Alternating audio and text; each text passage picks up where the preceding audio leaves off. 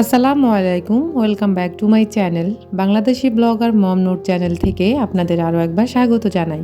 কাছে এবং দূরে, দেশ এবং বিদেশে যে যেখান থেকে আমার আজকের ভিডিওটি দেখছেন, আল্লাহ তাআলার অসীম রহমতে সবাই ভালো আছেন। আমরাও আলহামদুলিল্লাহ ভালো আছি।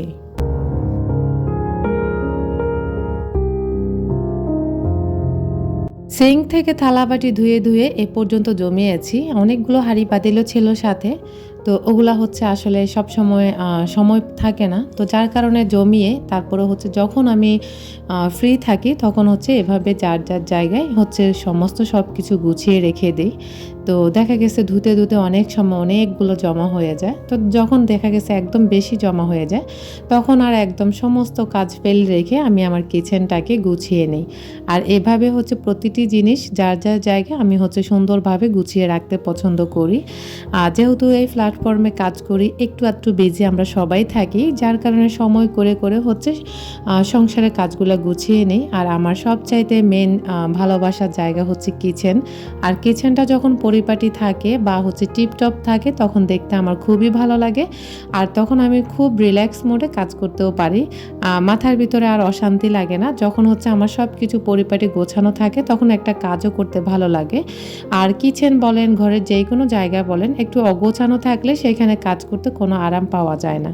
তো এদিক দিয়ে হচ্ছে আটা এনেছিল, আটাগুলো হচ্ছে ছালার দরকার মনে হয়েছিল, যেহেতু এগুলো হচ্ছে খোলা আটা। তো প্যাকেটের আটা হলে অত একটা টেনশন থাকে না, যেহেতু খোলা আটা যার কারণে এগুলোকে ছালনি দিয়ে ছেলে রেখে দিলে একদম নিরাপদে থাকা যায়, বা তখন আর মনের ভিতরে কোনো ধরনের খুঁত লাগে না। যাই হোক, এ ধরনের খোলা আটা থেকে হয়তো বা পোকাও থাকতে পারে, যার কারণে হচ্ছে আমি এভাবে চেলে সবগুলো আটায় একসাথে ছেলে নেব। আর এখানে প্রায় 2 কেজি আটা।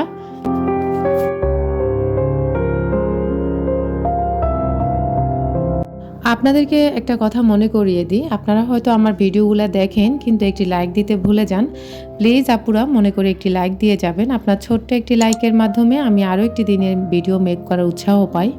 আপনি যদি আমার চ্যানেলে আজকে নতুন হয়ে থাকেন, চাইলে আমার চ্যানেলটিকে সাবস্ক্রাইব করে পাশে থাকা অল অপশনটা অন করে রাখবেন।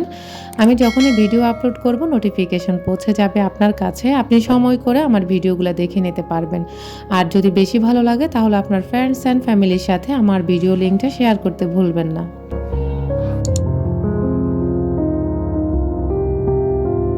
এদিক দিয়ে আটাগুলা ছালা হয়ে গেছে, আর হচ্ছে আমি কন্টেনারে রিফিল করে নিয়েছি।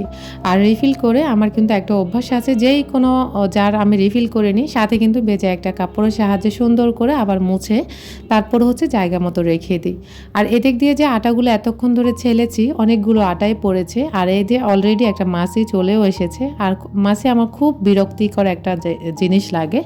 তো এই কারণে হচ্ছে আমি সবসময় চেষ্টা করি আমার কিচেনটাকে প্লাস হচ্ছে আমার ঘরটাকে একটু টিপটপ রাখার জন্য, আর হচ্ছে পরিষ্কার পরিচ্ছন্ন রাখার জন্য। আর আমার বাসাটা যেহেতু নিচতলা, যার কারণে হচ্ছে একটু মশার উপদ্রব, মাছির উপদ্রব একটু বেশিই থাকে। তারপরেও অনেক অনেক কমে গেছে। আমি ফার্স্ট টাইম যখন এসেছিলাম তখন এত বেশি মাছি আসতো আমার কিচেনে, তখন আমার নিজেরই কেমন জানি গা গিন গিন করতো। মাশাআল্লাহ এখন কিন্তু টোটালি একদম বলা যায় মাছি আসেই না। তারপরও একটা দুটা তো আসবেই, ওটা স্বাভাবিক ব্যাপার। আর যেহেতু এখন বর্ষার সিজন, তো যাই হোক, এদিক দিয়ে হচ্ছে চাল নেই, তারপরে হচ্ছে ওই যে ছেনি ওগুলা যে একটু লেগেছিল ওগুলা হচ্ছে এখন আমি সাথে সাথে ক্লিন করে রেখে দিচ্ছি। আবার দেখা গেছে এগুলো এভাবে ফেলে দিলে মাছি আরও বেশি বেড়ে যাবে। তো যাই হোক, এগুলা হচ্ছে ধুয়ে শুকাতে দেব। আর সন্ধ্যায় কিন্তু আমি কিচেনটাকে সুন্দর করে গুছিয়ে নিয়ে এখন চলে এসেছি আজকে আপনাদের সাথে শেয়ার করব। আজকে অনেক দিন যাবত আমার ছেলেগুলো বলছে একটা কেক বানানোর জন্য। আমি হচ্ছে গত কয়েকদিন আগে একটা ভিডিও দেখেছিলাম একজন আপুর, উনি হচ্ছে একটা কেক বানিয়েছিল। তো সাথে কিন্তু আমার ছেলেরাও ওই ভিডিওটা দেখেছে। তো বলেছিল, আম্মু আমাদেরও একটা কেক বানাও, তুমি তো কেক বানাতে পারো কিন্তু এখন তো বানাও না। আমি হচ্ছে আরফান যখন ছোট ছিল তখন হচ্ছে একটা কেক বানিয়েছিলাম, প্রায় 2019 সালে বানিয়েছিলাম। তখন মোটামুটি 2-3টা কেক খাওয়া হয়েছে, কিন্তু এখনকার মধ্যে এই পর্যন্ত আর বানানো হয় নাই। তো আজকে আসলে যেহেতু আমার ছেলেগুলা বলেছে তো কথা তো আর ফেলা যায় না। আমার ছেলেরা আসলে সবসময় মর্জি করে না, আর কখনোই মর্জি করে না। এটা একান্তই আমার ভালো লাগা থেকে আমি ওদেরকে আজকে কেকটা বানিয়ে দিচ্ছি।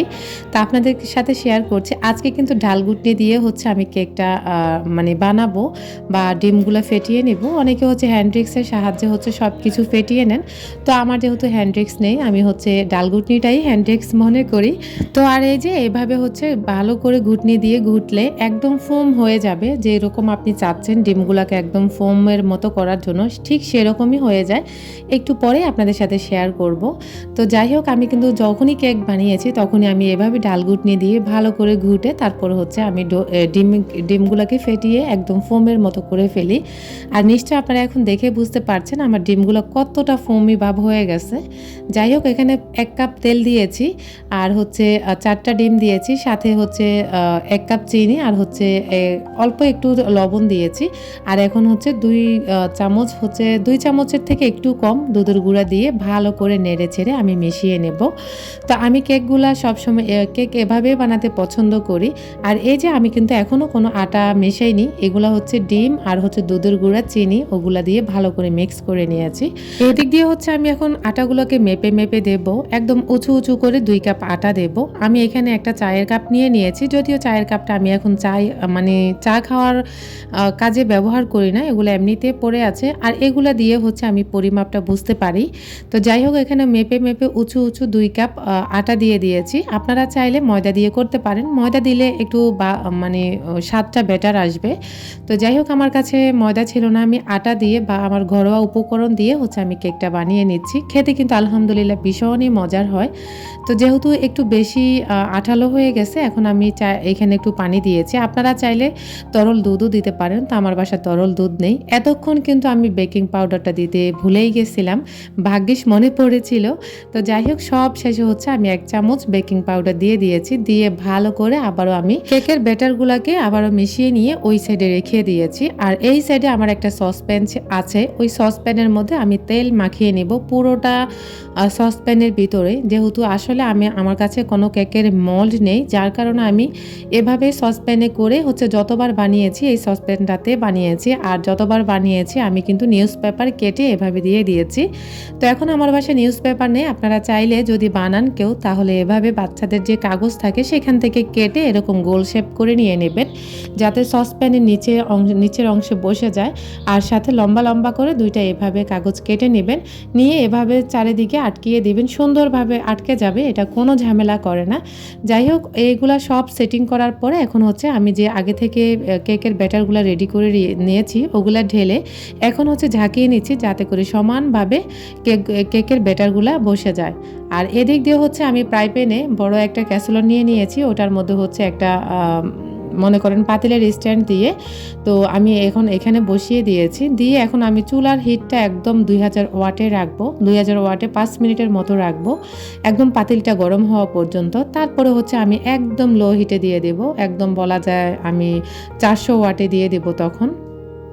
তো এভাবে দিয়ে ঢাকনাটা লাগিয়ে তারপর হচ্ছে একটা পুঁতা দিয়ে দেব, যাতে করে কোনো ধরনের বাতাস না ঢুকে, খুব সহজে যেন কেকটা আমার হয়ে যায়। আর আপনাদের ভাইয়া তো দেখে অবাক হয়ে গেছে, ঢাকনাটা কিন্তু আপনাদের ভাইয়াই উঠেছে, আপনারা হাতটা হয়তো দেখলে বুঝতে পারবেন।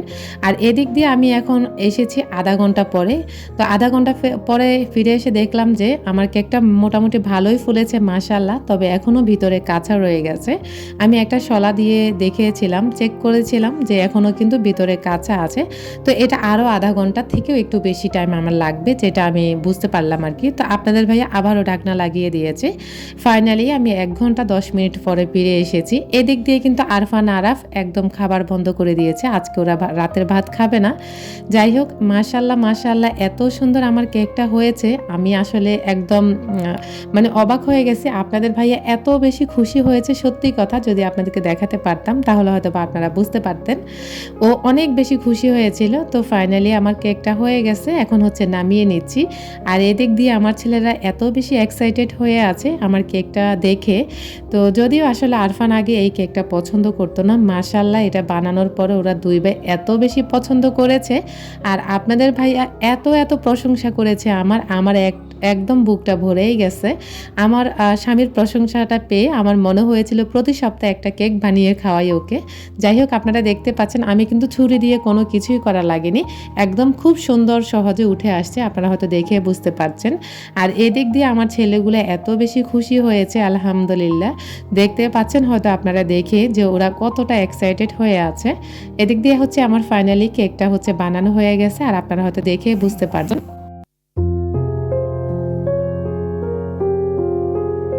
কেকের এই কাগজটা হচ্ছে আরফান বলছে বারবার ও উঠাবে, তো ও উঠাইছে, আমি কেকটা ধরে রাখছি। আর মাশাআল্লাহ এত সুন্দর কালারফুল হয়েছে। আর যদি উপরেও কালার করতে চান সেখানেরও একটা টিপস আছে, সেটা হচ্ছে আপনারা একটা যেহেতু আমার এটা কারেন্টের চুলা, যার কারণে আমি আর আলাদাভাবে মানে টাইমগুলো নষ্ট করিনি। তো এই যে ফাইনালি হচ্ছে আপনারা যদি বানাতে চান তাহলে কেকের পাতিলের উপরে একটা তাওয়া দিয়ে তার উপরে অল্প কয়টা বালু বা লবণ দিয়ে রাখবেন, সুন্দর একটা কালার চলে আসবে উপরেও। এদিক দিয়ে আরফান বলছে বার্থডে কেক যেভাবে কাটা হয় ওরা ওইভাবেই কাটবে, তো ওইভাবে কেটেছে ঠিকই কিন্তু উঠাতে পারছে না, তো শেষমেশ আমার সাহায্য নিতে হলো। তো এদিক দিয়ে হচ্ছে আমি কেটে আগে ওদেরকে দেব, কারণ আমার ছেলেরা খেতে বলেছে। আর মা হয়ে যে সন্তানের এই ছোট ছোট আবদারগুলো যদি পূরণ না করতে পারি তাহলে কিন্তু নিজের কাছে খুব খারাপ লাগে। এত সুন্দর হয়েছে আলহামদুলিল্লাহ, এত বেশি মজার হয়েছে। আরাফ কি বলে আপনারা শোনেন। আরাফ, কেক কেমন হয়েছে? দারুণ, মাশাআল্লাহ।